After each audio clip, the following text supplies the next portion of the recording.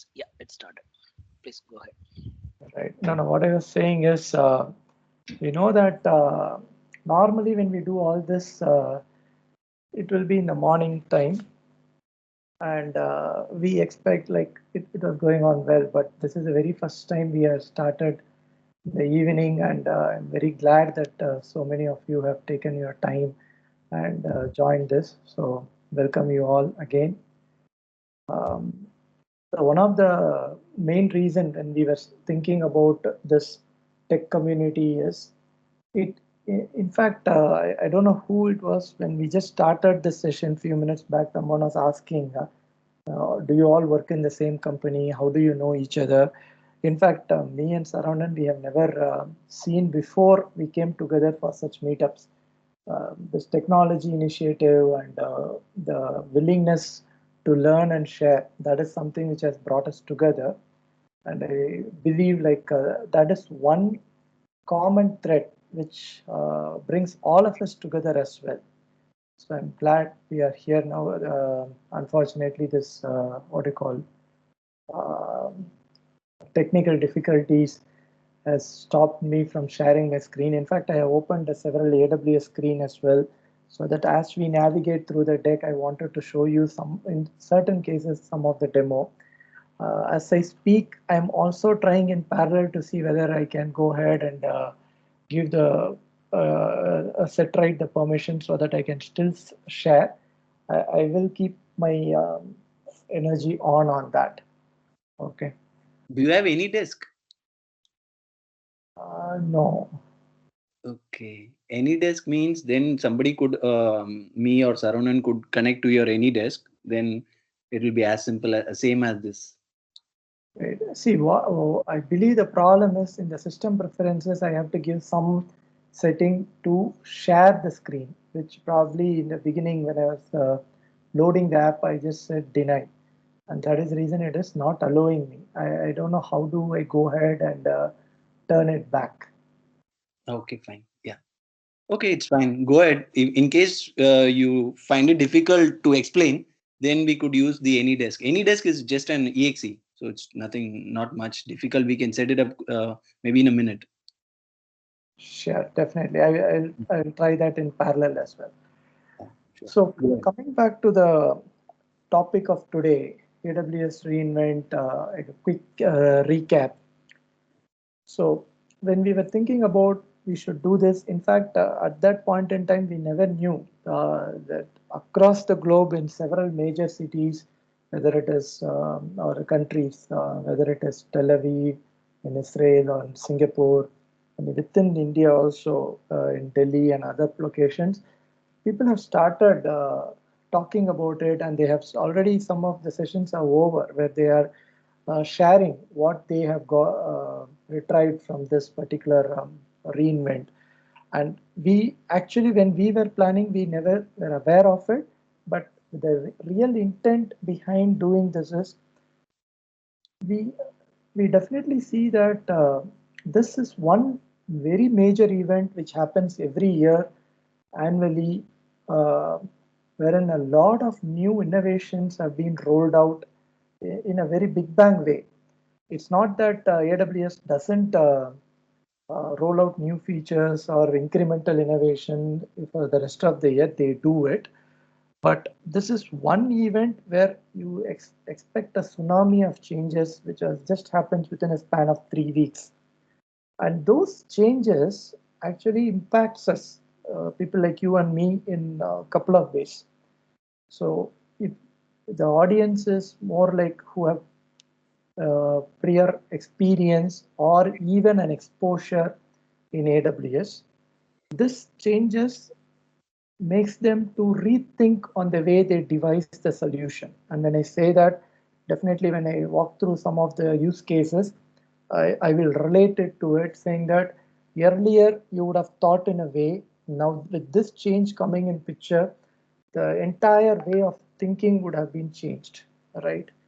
And if you are someone who has never been into AWS or perhaps never been into any cloud at all, what really happens is this particular session or the changes which has come in will reshape your idea about cloud altogether.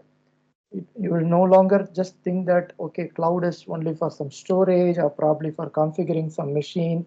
Those high level idea will completely get reshaped because those are the type of changes which are getting rolled out. And we also see, sorry, did anyone have a question? Okay. And we also see that nowadays it's not only about being innovative, but also being compatible. As the multi-cloud strategy is coming more and more into picture, how each of these major public clouds, whether it is AWS or Azure or GCP, they are trying to mimic and become standardized so that you get a unified working experience, as well as if you are going to have an application or a set of applications which are going to span over different clouds, right? How do you bring in some amount of standardization? So I definitely see some of the changes which has happened in the reinvent is getting onto that direction. I have captured that as well. And though this COVID had caused us a lot of distress in the past and a lot of things which has happened in unpleasant way, if I have to single out something very positive is this first time since this AWS cloud came into picture, this reinvent happened completely online. So earlier, even till last year, it will be a mega event which will be happening in Vegas, and you have to shell out a lot of money to get into those conferences. And people who are not able to get in, we have to wait for some of the blogs which comes out, some of the media reports, and very slowly they also start putting in videos. And through that, we will try to capture and we will try to assimilate. Okay, this is what is the change which is happening.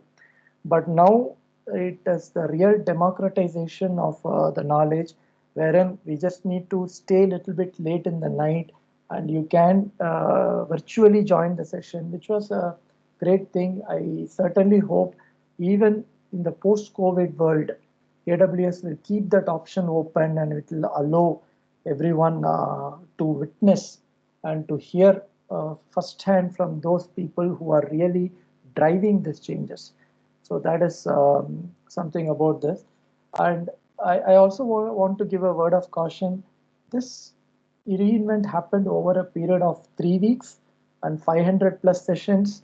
On an average, each of the session was roughly around 2 to 2.5 hours. I'm talking about on an average.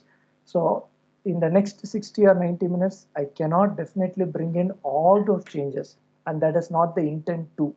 So what I have done is I have broadly classified those changes which are applicable to a normal developer or a normal solution architect into two categories: ML related changes and non-ML related changes.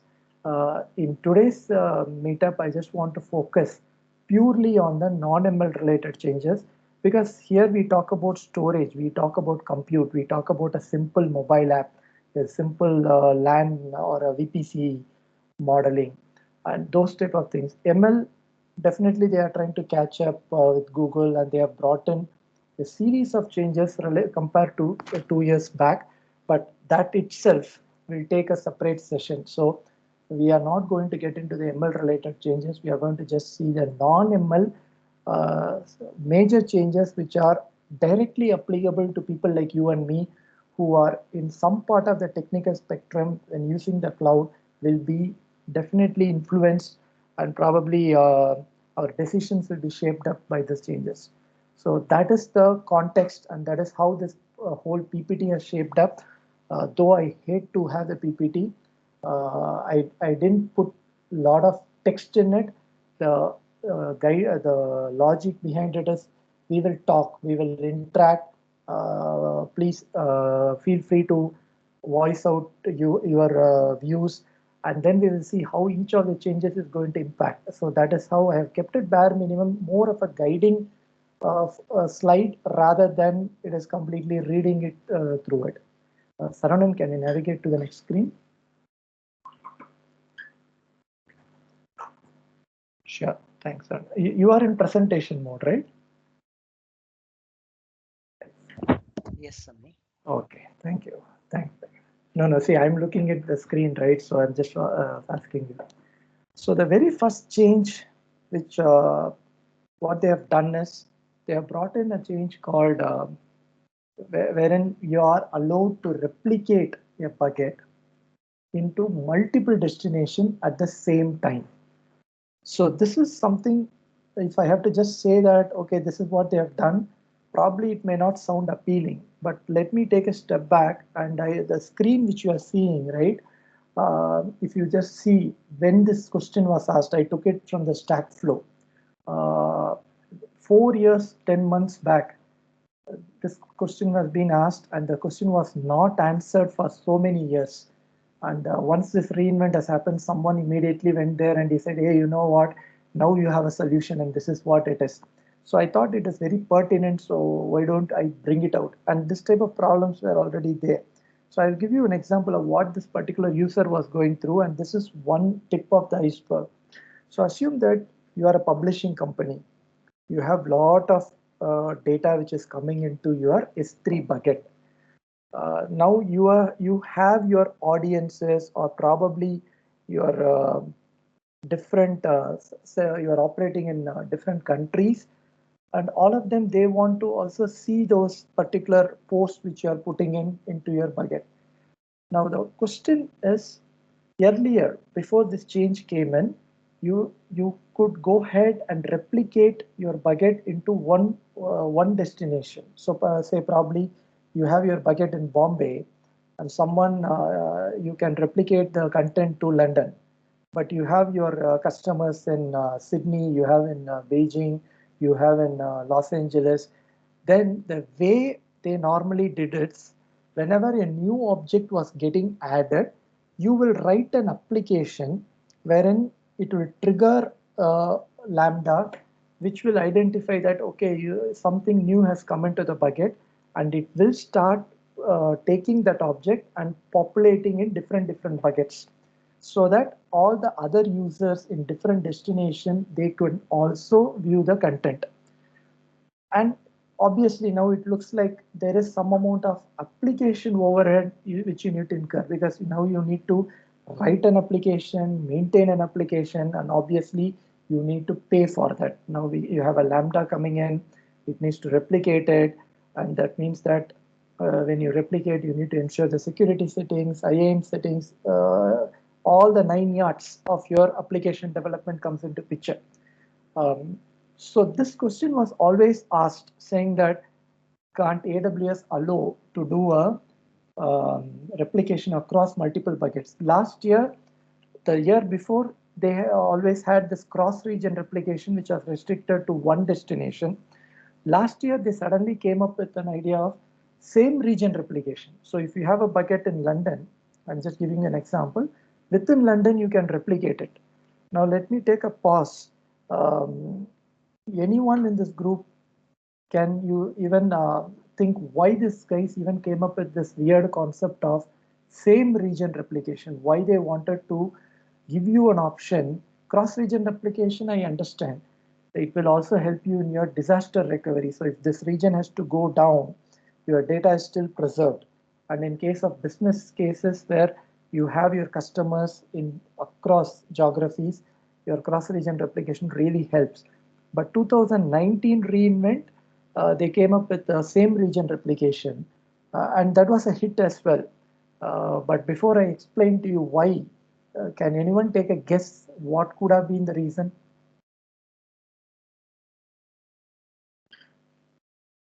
Even if it is incorrect, don't worry. Go ahead. Is it like a BCP, Shammy? BCP, I agree, but that should be cross-region, right? So if you are in Chennai region, replicating your bucket in Sydney will be your BCP. But I'm going to come up with the API which says within Chennai itself you can replicate. And that happened in 2019. And that was the innovation which they rolled out. Maybe it's like the backup, right? So in any case, HDFS and all, if you see, they have two copies. I think mostly people use it for that replication factor, kind of. But the definition of a region itself is you have 3 copies within that region, right? If you delete it in one place, that's it, right? When you do a delete, the file is deleted, right? Yeah, but it will be deleted in all three availability zones as well. Okay. So there was some 3 main reasons why they came up with the same region replication. If you want to do some analytics on the logs, so you have buckets and the logs are getting created and you want a consolidated view and you want to write some application to analyze the log, doing a same region replication will actually bring together all the logs into a same bucket. And in certain organizations, they want to retain their production and the test region in sync so that when the development, they have all the test data and all the things available very close to the production. And the third main reason is that European Union came up with that concept. Some of the data are not supposed to go beyond their boundaries. So in that case, the same region replication was very helpful to them. So that is why they brought in the same region replication. And 2019, you could see that you had a capability to replicate your bucket within the region for the reasons which I just mentioned, or it is an or condition, or you can replicate outside to a cross region or a different region altogether, which is more of your disaster recovery and your stability. But what they did now is they combined it. They gave you, instead of or, they gave you an and condition saying that now you go ahead and at the same point in time, you can replicate your bucket in multiple locations. It is possible. So with this change, what really has happened is your necessity to write an application to maintain all your buckets fresh with the data which is getting loaded in a centralized point is removed. So you need not even think about writing an application. It is now all about a rule. In fact, I have my screen open where I have written I have created a bucket and I'm writing a couple of rules to show how it can be replicated. Unfortunately, I couldn't share, but I will at least send across the snapshots. But good point is for the other cases, I have already recorded the snapshots, so it is available in the PPT. The one other change related to the same innovation is if you are going to write more than one rule for the same destination, then they have also brought in a priority saying that which rule takes the highest priority. So when you are configuring a rule now, after this reinvent which has happened, the rule GUI will ask you to give a priority to the rule, and the number which you assign will dictate which rule takes a precedence in case of a conflict. So I'll give you an example. You might have created a bucket and you would have written a rule. Whatever is coming into the bucket, you go ahead and replicate it. That is rule number 1. Rule number 2, you would have written within this bucket, I have a folder. Only those items has to be replicated. I don't want to replicate everything which comes into the bucket because I have to pay for the cost of the redundancy. Now you have two conflicting rules. The rule number 1 says replicate everything. Rule number 2 says don't do that, replicate only items within this particular folder. So in such cases, whichever rule you have given the highest priority, that will take precedence so that it doesn't end up in a conflict. And this change you can very well, when you log into AWS right now, you will be able to see it, you can execute it, which negates the use of an application which was there earlier. So this is one change which personally I believe it's in the right direction. In fact, GCP is little ahead in this lane where they have done something very similar, though not exactly the same, but they have this global replication already available, which AWS, I believe, has taken the concept and has improvised it. Saranan, can we go to the next slide? Yeah.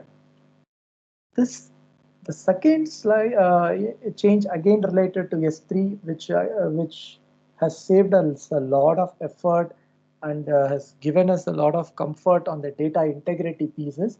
A strong read after write consistency. I'll explain what it is and what was the situation before and what has happened today. Earlier, as I just said, a region will have minimum of 3 availability zones. So you have say 3 copies, which works fine when you are going to put a new object. All the 3 copies will be in sync with each other, and that happens seamlessly. The change happens when you go ahead and update a object, or when you go ahead and delete an object. For that change to propagate across the availability zone, it takes some amount of time. Though it is in millisecond, but still there is a latency. And within that time, if your application is going to go ahead and read the object which just got modified, you will end up in a case of inconsistent data. So it was normally advised that whenever you do an update or delete, there needs to be some amount of lag which you need to induce in your application before you go ahead and read it up. This works fine when you are making changes occasionally, but if your data is so volatile and volume of data is coming in, as in this case of Dropbox example, in fact, Dropbox CEO, he has put up a video saying that how this particular change has helped him a lot. So they are talking about huge volumes of data. In fact, he said a lot of petabytes of data which was coming in, and to maintain this data integrity, they had a different software called as S3 Guard. This S3 Guard was an external plugin which they used to put in to ensure that the inconsistencies are not creeping into the application and the application doesn't work in a weird way. But the difficulty which they had with all these third-party plugins was these were not scalable to the same magnitude as what the data was coming in. So they had a difficulty, and then they complemented it with their homegrown customized application. So fundamentally, that means that you will buy a third-party plugin, and then you will also write some application to ensure that you don't have this inconsistency, and you need to maintain it, which definitely it is going to be a laborious exercise. And now with this change coming in, you don't need to have those third-party plugin. You can sunset your homegrown custom application. That fundamentally means that higher performance, lower the cost, because now you are not going to pay for all those licensing fee, and definitely decreases your operational overhead as well. So those are few things which came up because of this particular change. Though the change looks very simple, right? You just update and all the 3 buckets are getting synced up without any lag. But if you really see the business use case, there are companies which have been spending a lot in maintaining the integrity. The reason why I brought in this Dropbox stuff is I will send you the link as well. The CEO clearly explains how the difficulty he had in maintaining the integrity, and why he was even skeptical of putting his application into S3, because the S3 is a data lake. It can take any type of data. It can scale seamlessly. All those are great. But this data integrity piece was something which was really disturbing them. And this one change is going to completely overhaul that entire model. So I will take a pause here before we proceed. Any questions so far?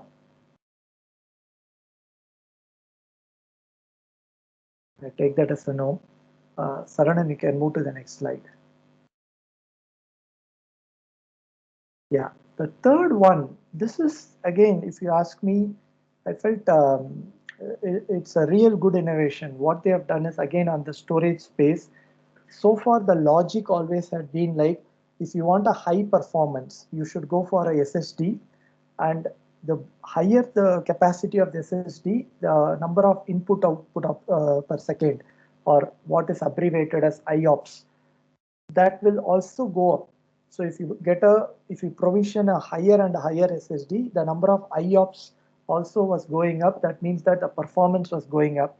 But what was the side effect of it is, you have to provision a higher capacity just for the sake of getting a higher performance, and you will be paying more. And when you use especially Hadoop and other clusters, right, performance is more important. They don't really need so much of extra provisioning. So for the very first time, AWS has come and uh, broken the chain. It said that, okay, your performance is a different attribute altogether. Your capacity is different attribute altogether. I'm not going to marry them both. So what they have done is they have introduced a GP3, a EBS SSD volume, where one, they have already decreased the price. It is going to give you a high performance EBS volume, but at a lower cost, 20% lower cost than the current market price. And they have also brought in a change wherein as you go up and up, needing more and more IOPS performance, you need not provision more and more storage. So you will not have waste. You will not have unused storage, which you were mandated to do just because to get a higher IOPS. So they have done this delineation. They have treated performance separately. They have treated storage separately. And this GP3 is already available. So if you are into Hadoop or Cassandra or mostly onto the NoSQL type of processing, if you till yesterday you would have made a decision to provision a GP2.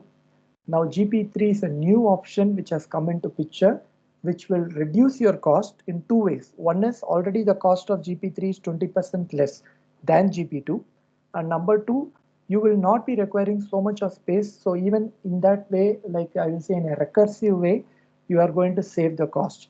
So this is another good innovation which has come into the storage. So storage, we have seen three new changes, which are all three are major. One, they have brought in your multi-region replication or for different, more than one bucket at the same time.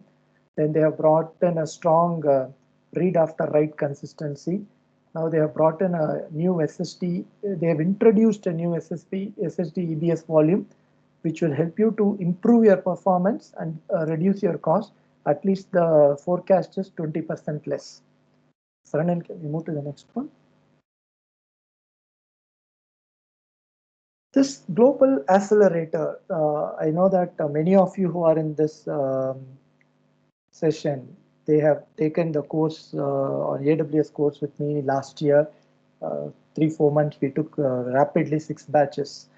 So this global accelerator, that was something actually a new feature which just got rolled out a couple of years back. The way they had it was always like it brought in a lot of new things together. So let me give you an introduction about Global Accelerator before I tell you what is a change. The Global Accelerator will give you 2 static IPs so that if you have to publish it in your client location to whitelist it, that IPs will not change. Behind it, you can do whatever changes you want. You can add or remove your server, but your IPs remains the same. It also does your load balancing. It will do your health check, and it will also make use of your AWS proprietary infrastructure to cache your content and to stream it much, much faster. This was something I will say, if you are very familiar with the CDN concept, this was an improvement on top of it. And this feature was already there working. What change they have brought in specifically is they have brought in an option for you to specify during the load balancing which server you want it to route to. Say, for example, if there are 2 servers and a request comes in, earlier the global accelerator will check which server has a lower load and will route it to it, which is pretty right. And it is a perfect way of doing it. But in an application standpoint, that is not always true. So assume that we are all in a in an environment where we are playing a network-oriented game, or we are in a classroom type of session logged in virtually.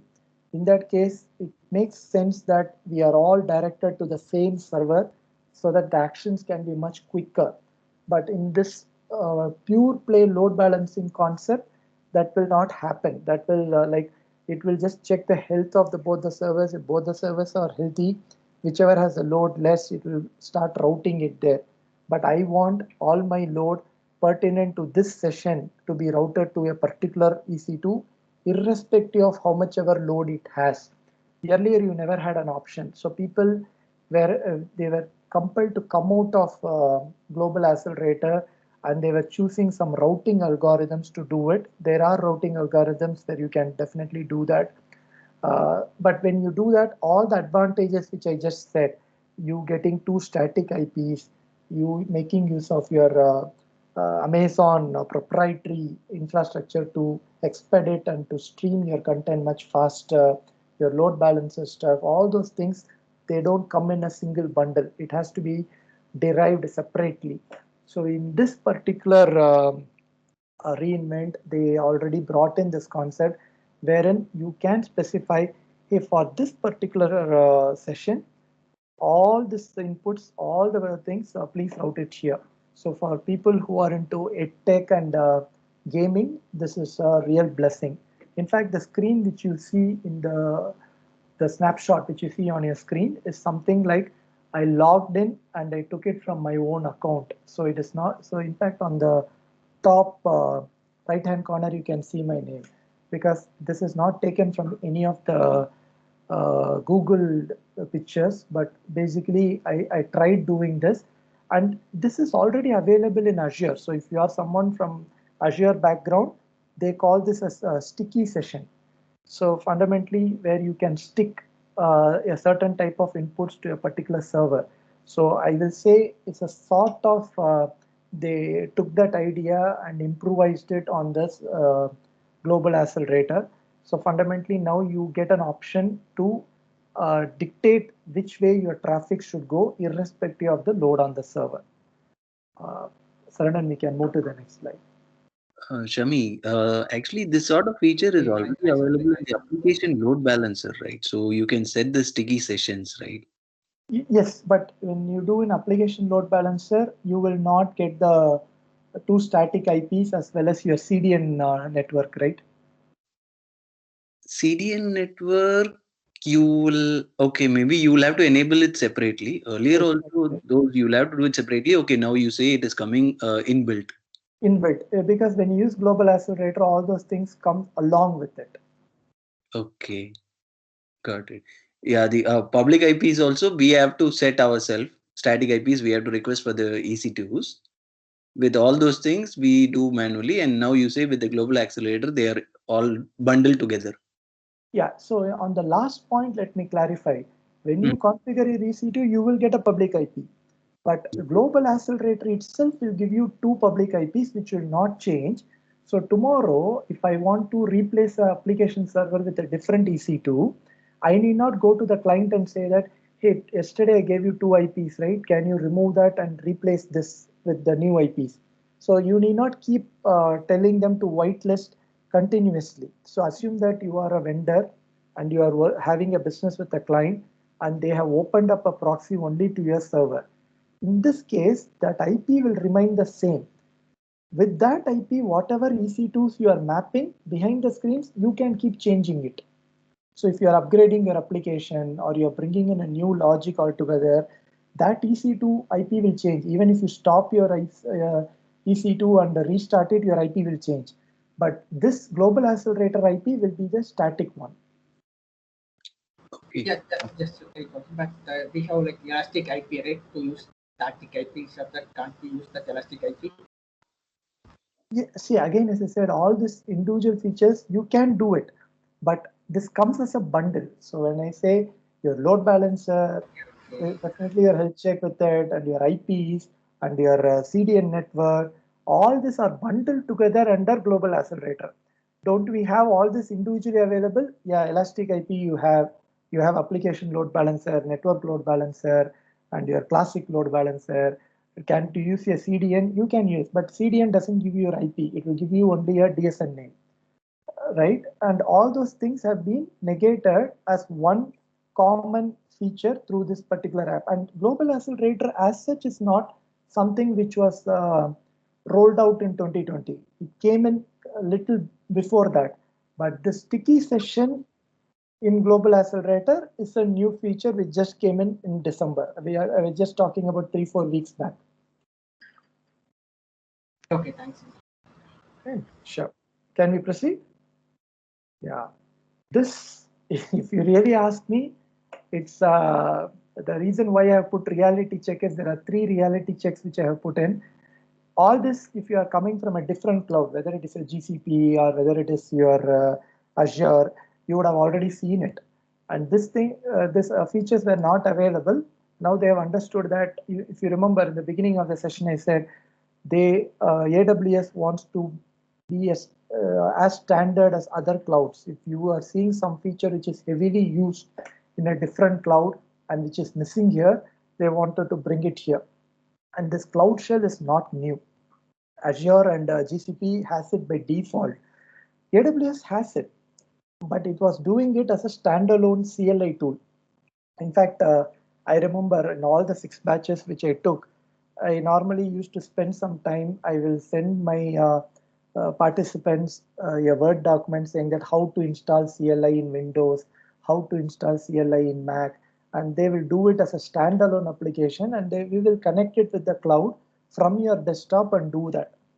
So it's not like AWS was deprived of this feature, but now you need not do it separately. Once you log into the cloud, you will see an icon.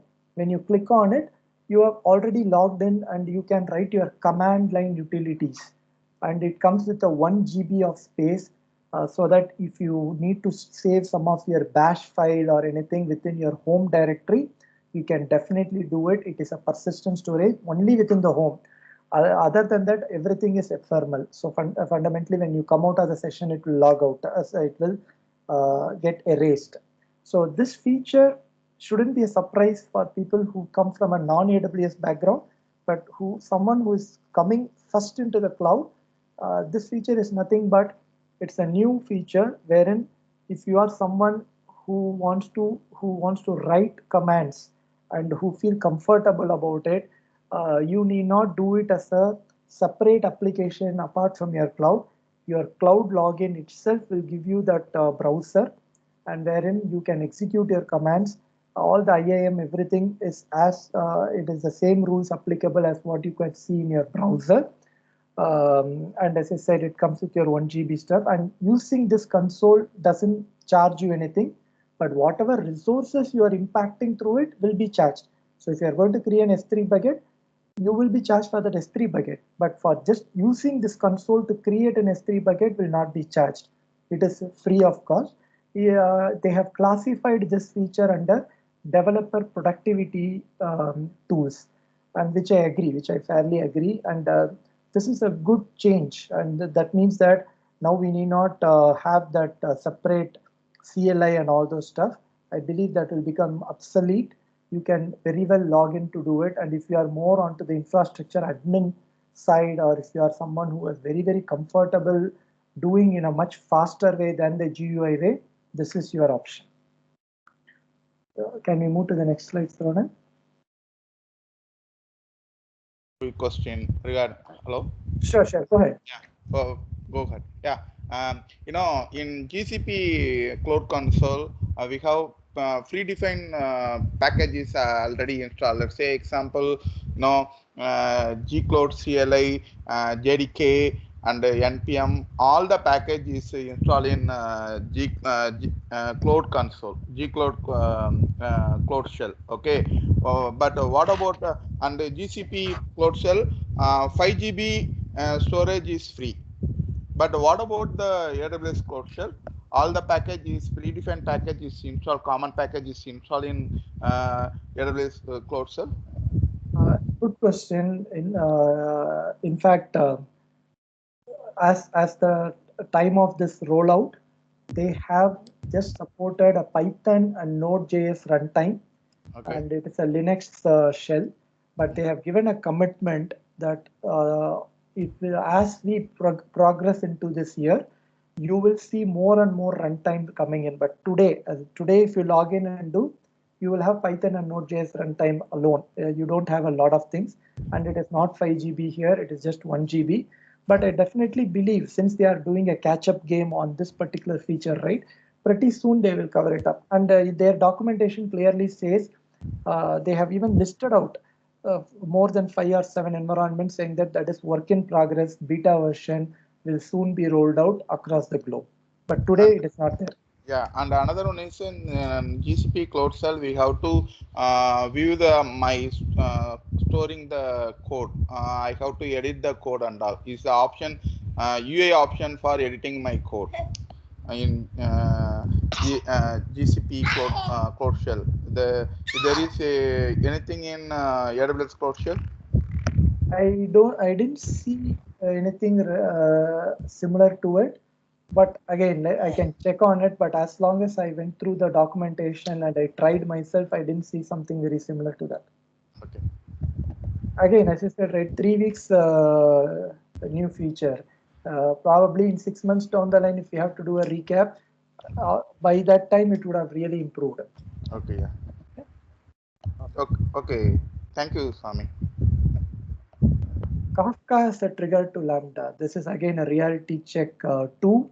The reason why I say that it's a reality check is I have a podcast. I don't know. Many of you are already part of our meetup groups where I have given the link. What I've seen is whenever you build your application using your SQS, your simple queuing services, there were some security loopholes in the back, and that podcast extensively talks about what was the loophole, how did they catch it, how did they fix it, and all those stuff. But AWS was like more or less leaning towards you using their own queue services. But now I believe as many people have started using Kafka, and Kafka is the leader in the queuing service or one of the leaders, now they have also rolled out the triggering feature of Lambda and other things through Kafka. So today, if you have an application which makes use of Kafka queues, you can integrate it with the AWS Lambda, where as a message arrives, you can go ahead and trigger a Lambda that is already part of your triggering configuration. The screen which you see there, again, I took it from my own console where I could verify that. Initially, it was not there. So you can install a EC2 in your application, install your Kafka, and do all the things that you have been doing today. Or if you already have an application which was built on Kafka, you are no more constrained to change that into your AWS queues or supporting queues only.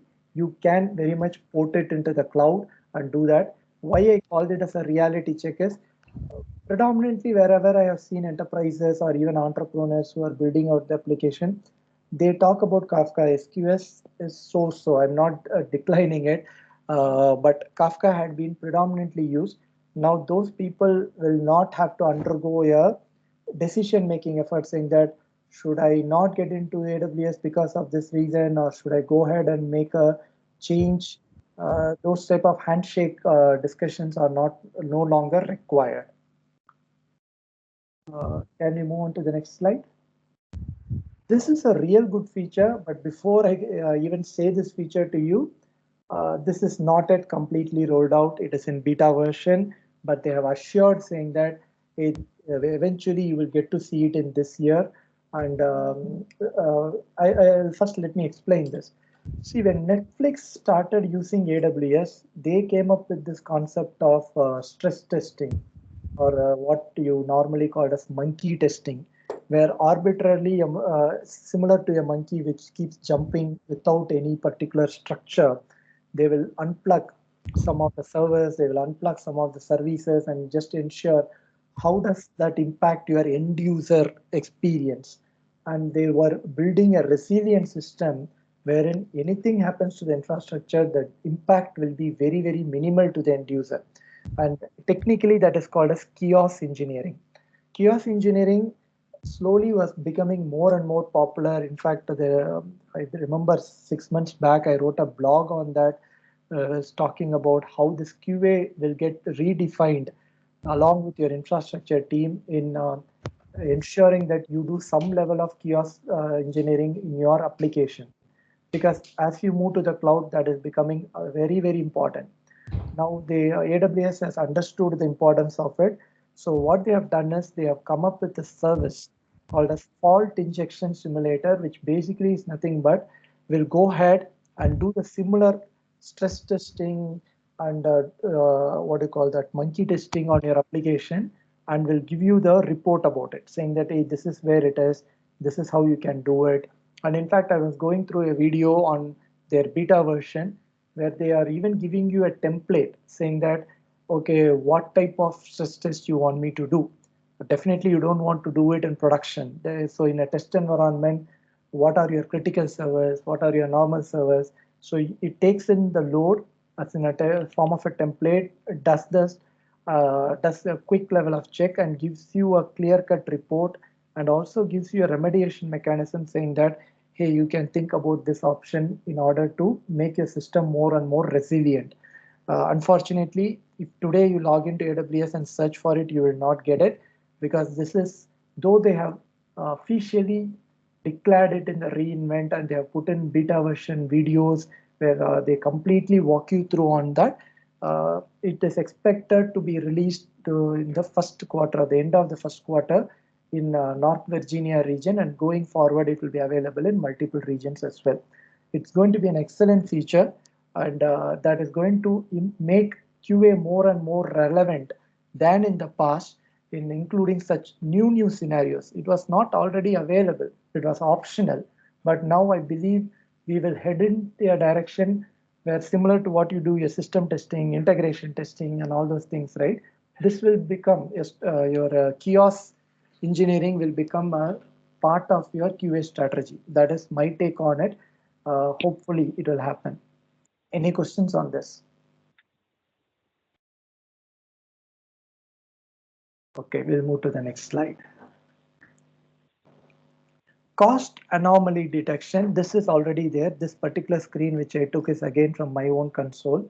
So AWS actually, in terms of cost management, I will say it was little ahead compared to your Azure and GCP. Azure, in fact, they have one tool which can even give you a prediction about what will be your cost in different clouds if you are having a synergized application.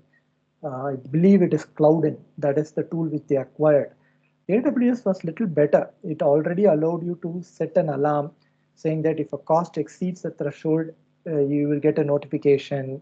It already had a forecaster which, based on your previous consumption, it will tell you what might be your bill in the coming months.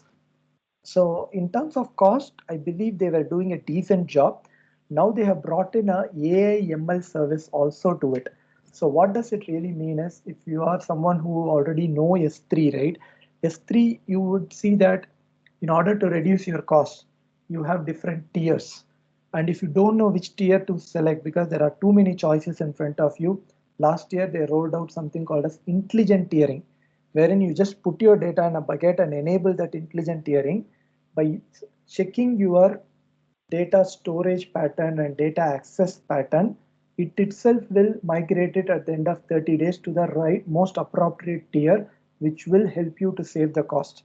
Similar to it, wherein it understands your pattern, this cost anomaly detection is a feature which they have brought in. Once which you enable it, it will start observing your trends, how you use resources, during which days or during which weeks it is picking up. For example, if you are going to put up a sale every weekend, that means that every weekend your resources cost will go up, because there will be additional servers which will be spinned up. And it will also understand your network usage, data ingestion, data moving out, all those pattern it will observe, and it will have its own idea that this is what your cost will take. But if it sees any pattern which is little abnormal to it, now it will go ahead and tell you that something abnormal is happening. Do you want to have a look at it? And this feature they have granularized to a level of an account or tax or to a category. So what I mean by that is, if I'm an enterprise, I have several departments all logged into my account, single account. And probably I can say that I will enable this feature for every department. So if some unusual events are happening in a department level, it will catch up the anomaly. Or I can even put up a tag level saying that production resources, development resources, test resources. So if there is a development project going on where they are consuming too much of resources because of some bad coding or infinite loops, and they have left the job to execute, and the cost is spiraling up, this anomaly detection will be able to catch it. And even if you are going to put it at category level, saying that, okay, I have some resources, say EC2s or Amazon Kinesis, which are all like high consumption resources. I want to know if there is something unusual happening there, it will be able to tell you. So that much of granularity they have brought in. So this is AI ML based feature, which will understand your current pattern. It might take 3 to 4 weeks basically. And going forward from there, anything going unusual, even before it hits you, even before that actually happens, it will give you a SMS notification, a simple notification service through your email or your webhooks or your what you call SMS or anything which you can integrate with your SNS. You will be notified that better you come and take a look. It really helps. Saranan, can we move to the next slide? Mac OS to the cloud. This is awesome thing because I have not seen your Mac OS on any other machines or any other cloud for that matter. Always it was like untouchable. It was kept outside because Apple was so conservative. It was not willing. First time these guys have got into an agreement and they have brought in. So the screen which you see again is taken from my console, where I've seen that now when you are configuring EC2, you will be able to see machines with Mac OS also. Obviously, it is not in free tier. I would have loved to have that in free tier. What is advantage here is now most people who want to develop iOS apps, they were very constrained to use it only in their own Mac. So if you don't have Mac, you cannot develop your iOS or iPad apps or iPhone apps. Now with this feature coming into picture, even without owning a Mac, you will have the ability to go ahead and create a lot of apps on Apple. And that is something which is important because what was restricted to an elite crowd now will be open to everyone.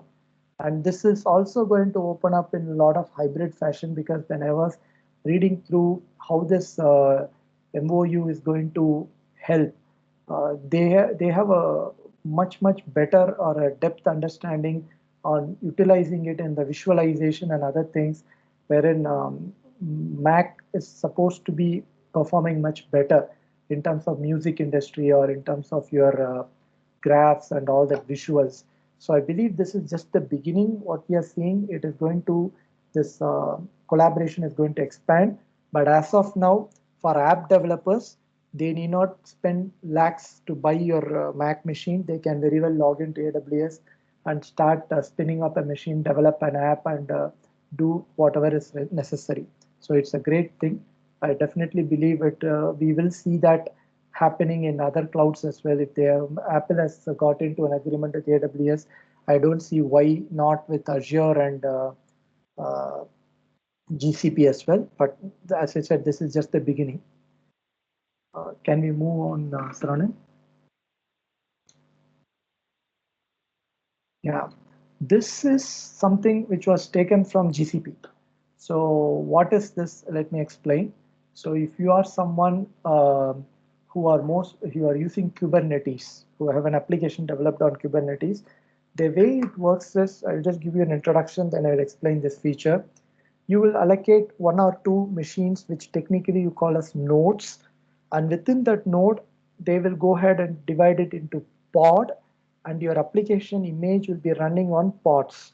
But if you need more and more pods, and the application is running out of the processor and memory, they will go ahead and take in more machines. So they will add more nodes to it.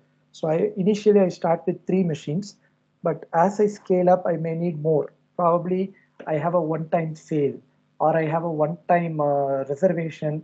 So fundamentally during that time, I may need more and more machines. So far, AWS have not allowed spot instances, which is like, yeah, if I have to use this word, gambling, right? You you go ahead and you quote a price. If a machine is available, you get it.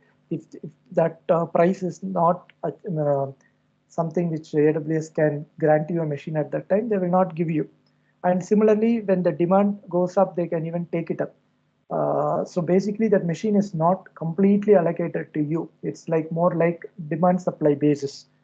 So AWS was not allowing usage of spot instances into Kubernetes, but GCP, which is the, I will say, if I have to use the word, they were the forefathers of Kubernetes. That is where Kubernetes really was grown and it was implemented before it became an open source, right? They allowed this. They allowed something called as preemptive machines right from day one. They were doing it. In fact, it helped you because it was bringing down the cost. So as you were scaling up, and there was a temporary spike, why you should go ahead and pay more cost to buy a on-demand machine. But why don't you make use of some of this demand-supply equation? I don't know, for some strange reason AWS was preventing it, but with this reinvent, they have taken the Google approach. Whatever Google is doing, they have just blindly copied it, saying that, okay, I will allow this also to happen. So if you are into DevOps, if you are into someone who is into cubes, I believe now you can save some good amount of cost during your spike period by converting your on-demand instances into Spot, which will be more beneficial than what you are doing today. So it translates directly into cost saving at the end of your month. Yes, Swami. Actually, the thing is, a Spot instance and GCP redemption only used for lab purpose, not for production issues. Is it correct, Swami? Yeah, see, production, if you are going to make use of Spot, that means that you are running a risk. Yeah. In preemptive in GCP also, if you are doing this, cost saving for your personal account, that's why we go for preemptive. And in Amazon EKS, we go for Spot instance. So we will reduce the cost. See, basically, but it's not advisable for production, correct? Right. See, the way I look at it is there are three categories of people, right? One is people like you and me who are learning at home. That is one category. The other category which I see is if you are someone who is into, say, an entrepreneur type of thing, who wants to keep your cost less, but you have different staging environments. And even in enterprise, where you want to try out few things like create artificial spike to see how your application responds, end of the day, you still will incur the cost.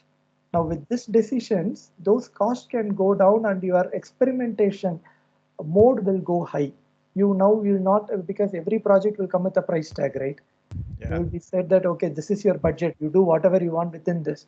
Now, such options. The thing is, Swami, the Spot instance means if you someone is bidding means more higher than me, means my instance is gone, my application also gone, correct?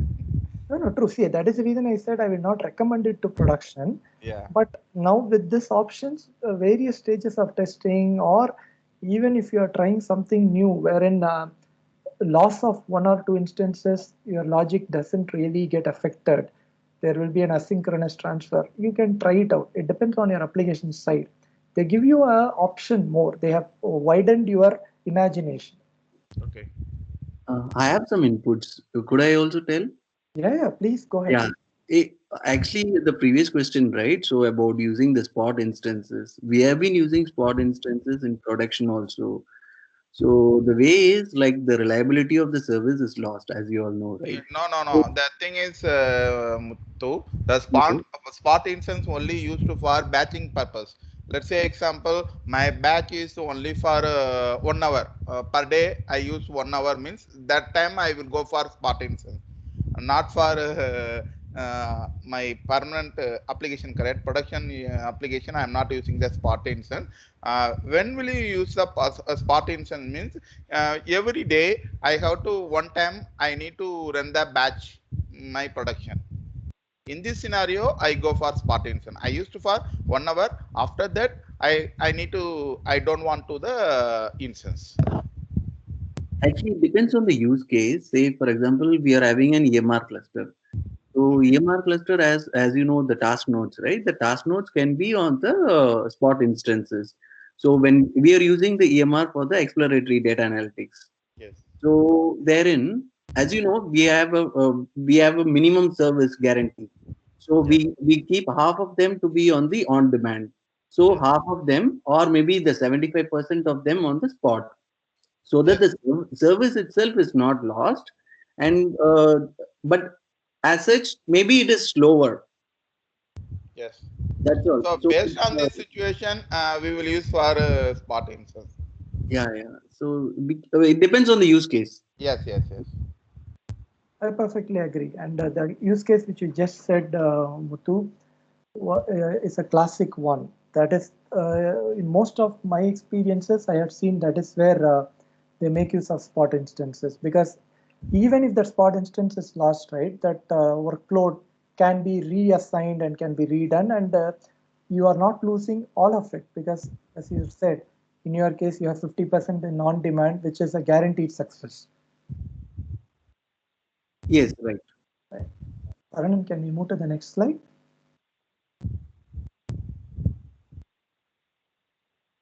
Right. Again, a very different change. I believe this is opening up some newer avenues, and certainly to comprehend this more and to do a session on this, that itself will take more than 2 hours. So what they are doing now is they are initially we have seen we can write Lambda, we can start executing it, and it was all working fine. But now they have come up with their container image support, where you can write series of Lambda and bundle it together as one application. The size of the application can be as large as 10 GB, and use that as single container to upload and then connect it with your APIs and do whatever you are doing it with a single Lambda instance. So before December, when I was taking session, when I go to the Lambda console, you will see that the first two and the last option was always there. You can develop it from scratch, or a blueprint where you can go ahead and use a template, or a serverless app, which is basically some user-defined templates wherein you can still do some modification and do it. This the option which I have highlighted in the screen. That is something which just came in 2-3 weeks back.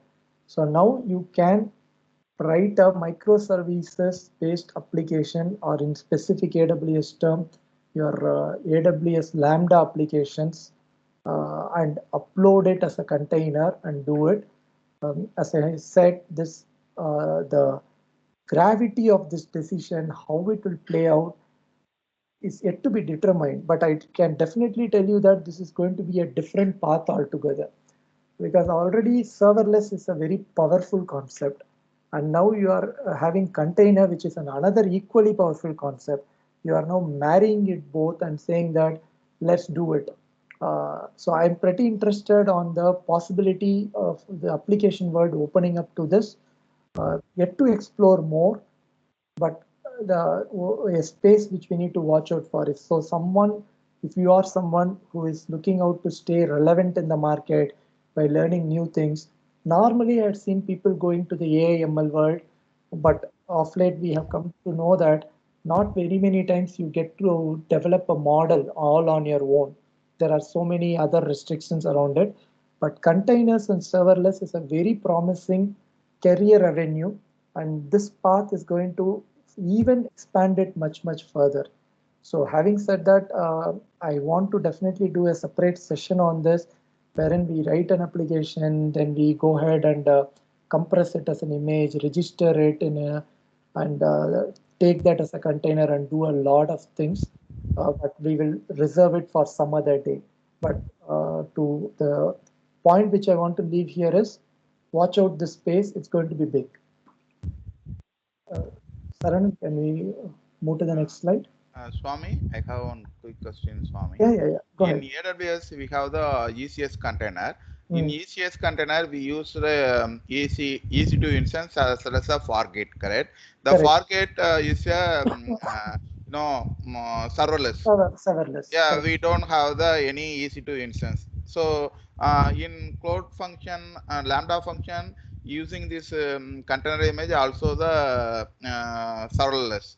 Okay, what is the difference between ECS forget and Lambda function using this container image? Yeah. There is any benefit is there? Yeah, it is there. See, in Fargate, it is serverless, but serverless in terms you need not provision nodes. Yes. The nodes will be provisioned as its case. So it will still spin off EC2s, but you need not upfront provision it. But Okay. here I'm talking about not an EC2 at all. It is Lambda. Okay. Lambda, which is purely serverless within containers. The Okay, so same thing is a forget, correct? The forget, I am not selecting the any EC2 instance. Directly, I have to deploy the container in forget. Without EC2 instance, automatically my instance running in forget, correct? if I'm not wrong, Fargate still provisions EC2, but you need not worry about providing the upfront template. Fargate will do it on its own. Yeah. Okay, but in the other form of your what is that? The container service in AWS, you need to go ahead and specify how many nodes you need, and if it is going to run out, you have either some other options to do with this. In Fargate, it is purely serverless. Can I put it in the other way around, saying that okay, now you are going to write hundreds of Lambda, put a container around it and say that this is one piece of application which will both scale up and scale out. Okay. Narayanan, can we move to the next slide? This is a great thing. In fact, if there are any mobile developers who are here listening to this, you will love this because what they have done, in fact, AWS Amplify is not a new service, but what they have done now is really great. In fact, I'll tell you a use case before I explain this. So the use case which what AWS itself gave is assume that there is a restaurant and they want to go ahead and change the menu every day. Obviously, every day there will be a new menu and they want to put it in their website or a mobile app, right? And you as a developer or someone who can help them with their website and mobile app, they are asking you saying that, can you help me out? Now the challenge is there are ways to do this. The first way of doing it is very traditional way. You spin up a server, install a content management service. There are too many applications available there. And then you say that, okay, this is your site, this is your app, and the restaurant owner may not be a techie. So you have to give him a choice saying that every day you log in here, here you enter what is the item for today, that menu, whatever menu you are putting in. Fine. But the problem with this option is just for one restaurant, now you have to buy a license of a CMS, you have to provision one server, all because you have to just maintain his site or his mobile app, which basically it is a over provisioning. Okay, what is the other way of doing it? Other way of doing it is you write an application or develop something very similar to your own CMS and do it so that you can keep its cost less and put it in the cloud so that the server cost is also eliminated. Great option. But in that case, you need to have the person who knows CMS as who understands the Magento and all the other CMS options, as well as they have to know the cloud. Only then they can do this. Both are difficult. One, you're over provisioning, you have to spend more. The other case, you have to find the right talent, which is very difficult to find. One who knows CMS as well as the cloud. So what they came up is CMS as a service. What they are saying is very first time you have to still log into AWS, create an account, get into this particular service. After that, you can give the control to a developer who need not know anything about the cloud. He need not know anything about AWS or anything. There will be CMS as a service where he drags and drops, creates the mobile app, creates that simple form for the restaurant owner to feed in directly, and then he just say deploy. When he clicks deploy, at the back end, everything will be taken care for him without you needing to know anything about the cloud. So you can develop your front end, you can develop your back end, No need not worry about cloud as a skill. You can develop mobile apps in a on a go-to fashion. So fundamentally, they are making a CMS as a service without the need of knowing the cloud knowledge or even having an experience.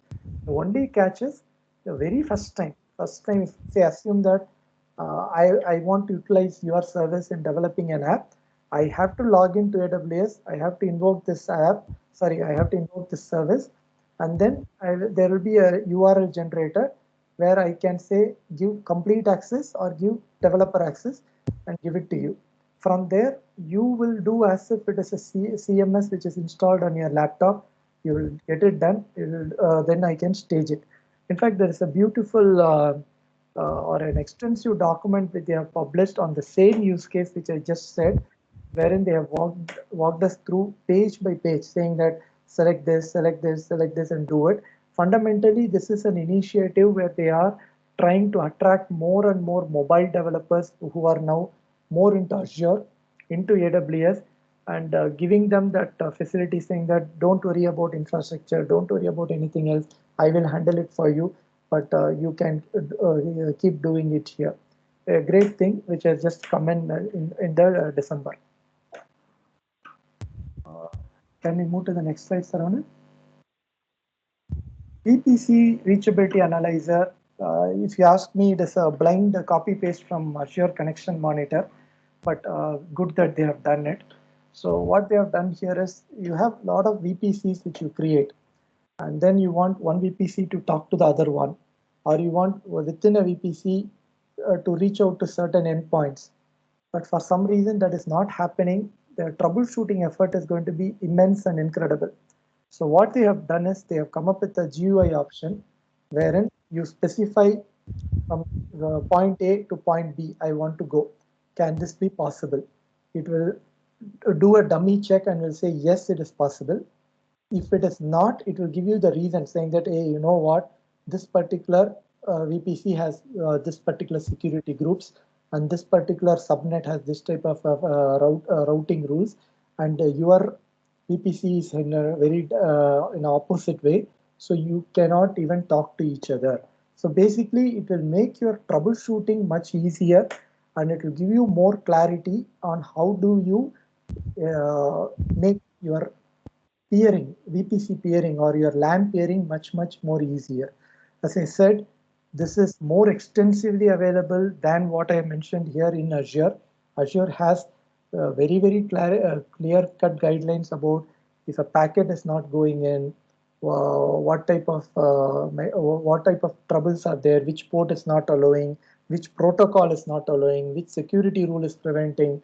It has, I will say, it is more deeper than this, but at least now AWS has taken this step wherein they are going to make your life little bit simpler in abstracting this networking components, because this is one area which I have seen in my experience. Whenever I take session, VPC is not something which it delights everyone, because end of the day we have never done this networking a lot after our college days.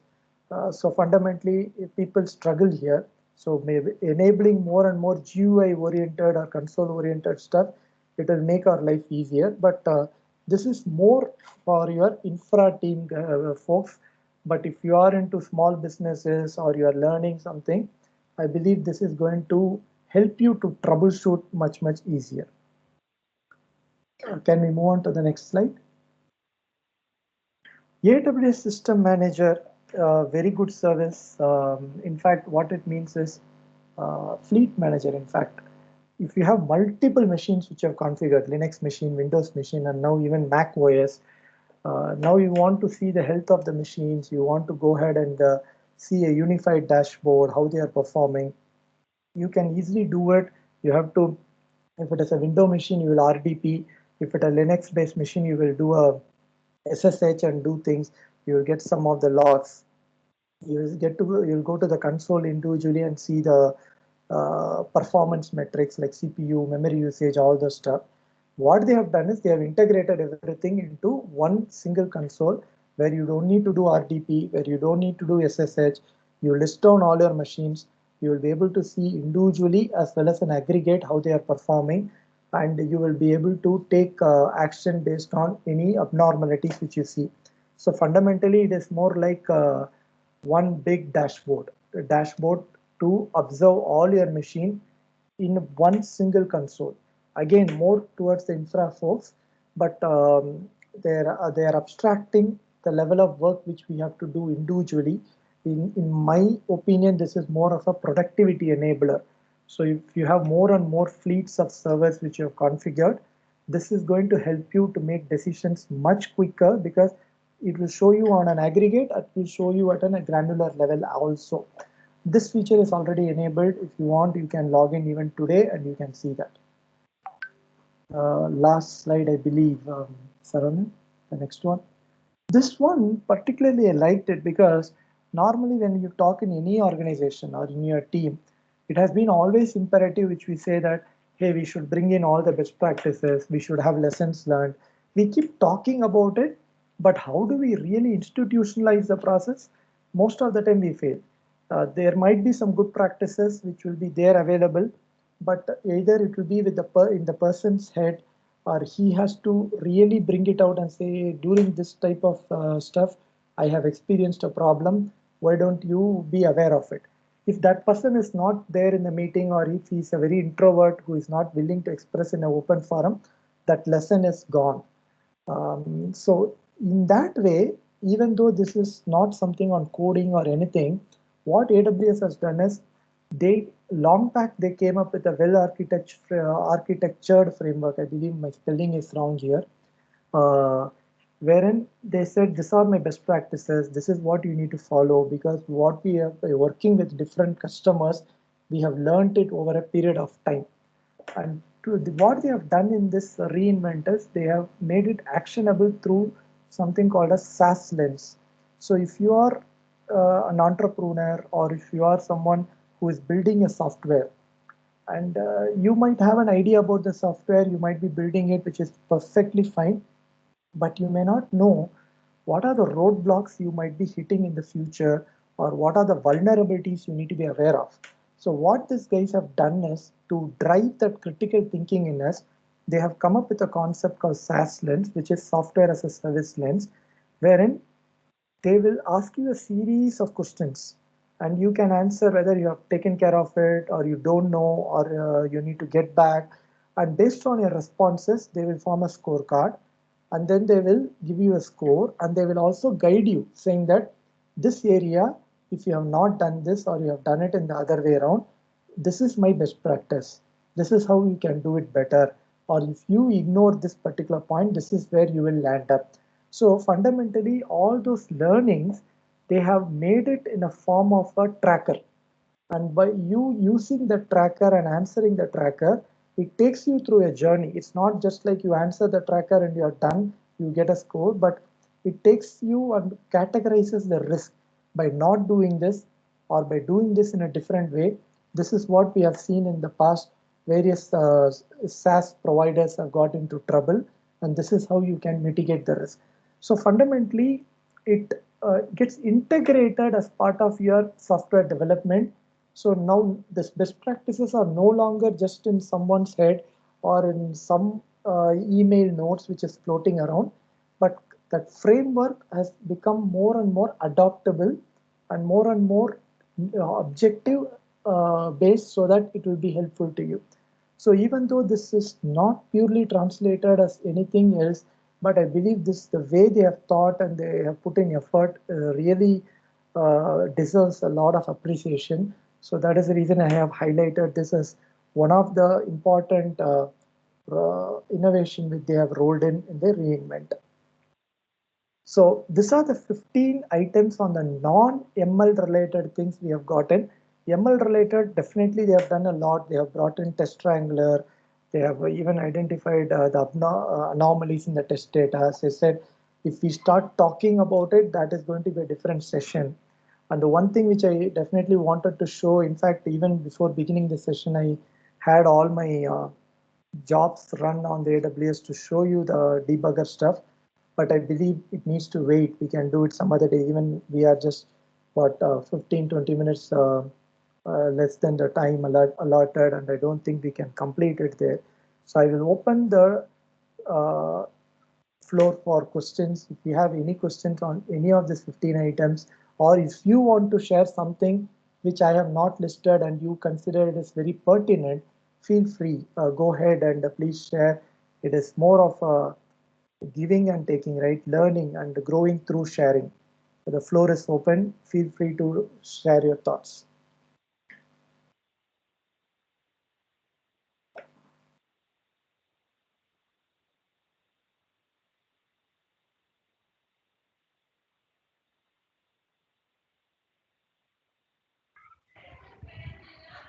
Any questions?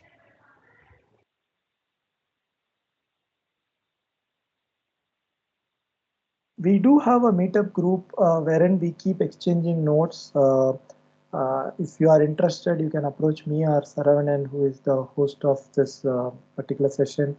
We will be glad to take you in. Last 6 months, we have been predominantly focused on putting job posts there because we thought it was more relevant in the WhatsApp group. Yeah, but basically the idea behind the group was more to exchange our technical notes. And normally all this, whatever sessions we do, we get to publish there first, and then we come to the social media as well. So feel free to join us, and any questions you have, you can share. And if I'm not wrong, Saravanan is also recording this. At some point in time, we will make available in the web page and the YouTube channel which he has. So thank you, and over to you, Saravanan. Okay, so before I conclude, any question anyone want to talk?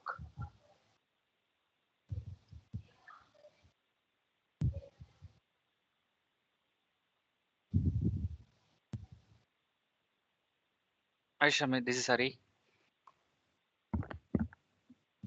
Yes, Hari. Hi, Hari. How are you doing? Yeah, we are good. Thanks, Hari. I hope everything is Yeah. fine with you. Yeah. Thanks for the session. So your session was awesome today, but we would like to see some kind of demo session actually. So for each point we are shared, right? So we would like to see the demo kind of sessions going forward. Hope you This will what be helping us to. Hari, Yeah. you joined in the middle, right? Oh, sorry. We had a technical problem. Shami was not able to share the screen, so that's why I shared the screen and gone through the PPT. Okay. Sorry about that. No, I that's was fine. not aware. Yeah. In fact, Hari, to save the time, even 4:30 itself, I started some AWS jobs, and I keep all the. I still I have all the screens open, so that I could show you that X-ray and all the troubleshooting of Lambda. Took a lot of effort also behind that, but I know it couldn't be done. We will either have a part two session of it where either I can take you exclusively on Lambda, building it, troubleshooting it, and other things, or I'll at least try to send you those screenshots. Your point is valid. We even tried it, but unfortunately, it is my issue today. Saravanan also helped me a lot, but sorry, I couldn't do that. No problem. So I joined in between, so I was not aware of that challenge. Okay. Thank you. Thank you. Okay, so finally we come to the end. So thank you so much, Sami, for the awesome session and sharing the new features with AWS. I think like over actually participated in today's meetup. Definitely, it will be useful for them. So, like I appreciate the participants as well for joining with us today. So we'll definitely will have one more session and go through the hands-on things on the topics, the new features we discussed today. And we also have few. Initially, we planned to 3 topics in the agenda, but we couldn't actually cover. Maybe we can also plan it as a part of next meetup. Sure, sure. We will definitely plan. Yep. Yeah. Hey, thanks, Shami. Yeah, the session was informative as well for me. So some of these sessions I attended reinvent, but as you know, there are a lot of tracks. I didn't have time to catch up all of the sessions. So from here and there, I think it's good that you are able to pick up the interesting things. Sure, thanks, Muthu. And in fact, whatever you shared on that spot and the EMR stuff, right? It was a good one. It was a very good use case. Probably, if, in the same slide, I will try to integrate it. So in some future references, right, we can bring it out. It was a very good use case which you brought out. Thank you. Yeah, you're welcome.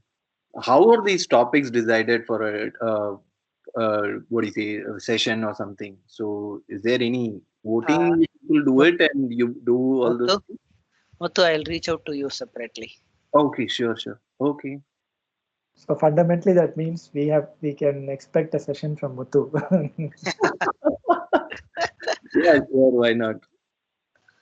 I'll reach out to you, Muthu, separately. Yeah, sure. Okay, yeah, fine. Okay. Okay, thanks a lot and have a great day. Yeah. Enjoy the Thank you. Have a weekend. nice weekend. Yeah. Yeah, Bye. let's see in the next meetup. Thank you. Thanks, Shami. Thank you, Shami. Thank you Thank so you. much. Take care. Thank you very much. Thanks, Saravanan.